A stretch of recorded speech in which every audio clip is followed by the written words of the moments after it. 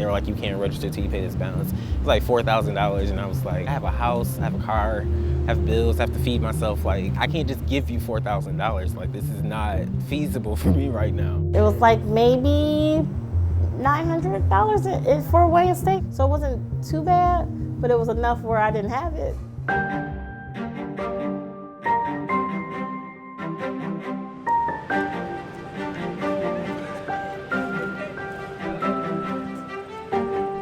The student debt crisis is the defining issue of our generation. There is this shared frustration that students are required to take on so much personal debt to achieve something that is basically required to access economic opportunity. If you owe $1,500, we're going to forgive $500 the first semester, $500 the second, $500 the spring, summer, and then you have a zero balance. We just literally wipe it off the books. Taking so many classes and working 2 part-time jobs and helping take care of my grandmother who was ill at the time, it was extremely stressful.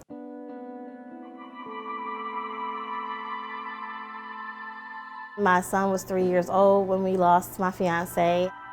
I went into a tailspin of emotions that, no one wants to experience, and college was the furthest thing from my mind. I love my job and I love the position that I have, but I always wanted to do more. I wanted to go back. It was like maybe $900 for a weigh-in steak, maybe that much. So it wasn't too bad, but it was enough where I didn't have it. I have a good job, but my job could be better if I had my degree already, and I know that for a fact. Like, I've had CFOs and CEOs in the city telling me directly, like, you have to have your degree. Like, for jobs like that, they can't hire you if you don't meet certain qualifications.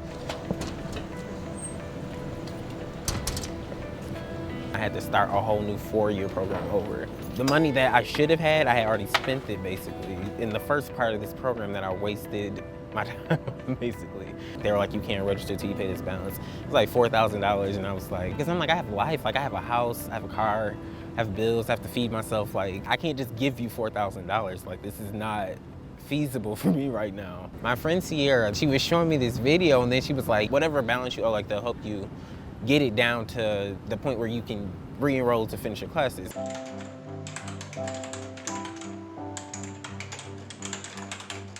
We allow them to re-engage as currently enrolled students, and every semester that they are successful, and that means taking at least 6 hours, getting a 2.5 GPA and working toward graduation goals.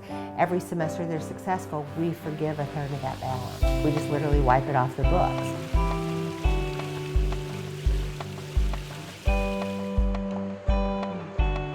The Warrior Wayback program looked and said, no worries, we'll take care of it. You've got 1 class to go in order to achieve what you need to get done. Let's make this happen.